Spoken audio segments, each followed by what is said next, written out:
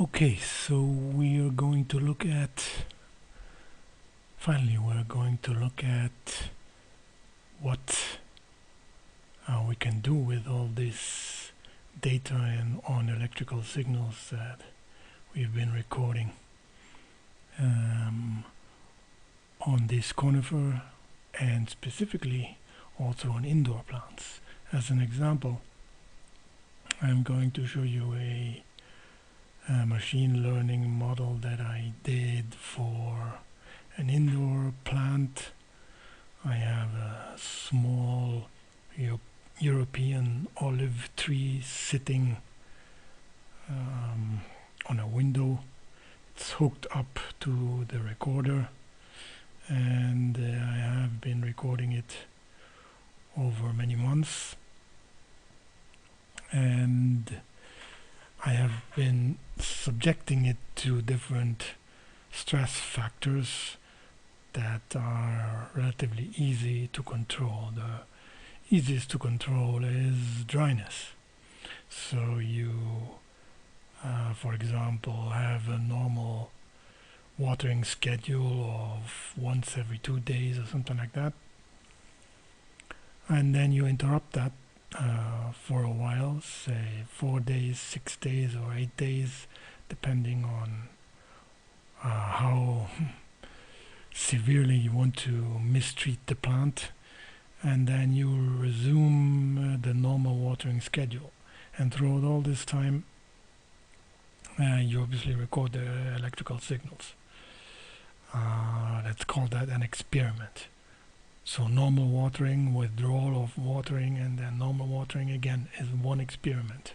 Of that type of experiment, you do at the very least 2. I've done 3, and better do more than that. And when you've done that, you can now go to the stage where you want to see if the water stress that you have inflicted on the plant has had consequences on the electrical signals of the plant during the time of the water stress. And if that is the case, or if you think that that is the case, for example, you can build a machine learning model on it. And that is just what I did for this olive tree. And I'm just going to show 3 short slides here. The first one, you can see blue in the bottom and red at the top. That's sort of just a color I picked to make this clearer. It's intuitively exactly what you think that it is. Blue means well irrigated, well watered olive plant, and red is an olive plant that is dry stressed, that hasn't received enough water. In the second slide, you can see the end of that dryness period and how the plant reverts to normal watering conditions. And in the third slide, you can just see the normal watering conditions going on for a bit longer. So the image or the images that you're seeing here are something like an indicator that is calculated with the aid of a machine learning model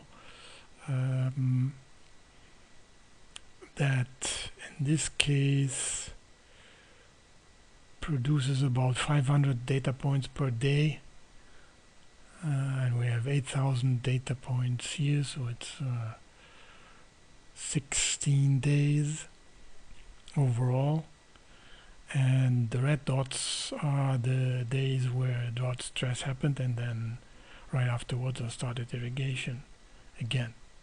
So with this machine learning indicator done, if I keep it analyzing the plant's electrical data, I will find out exactly at what point the plant is in dry stress, and then I can do something about it. All right.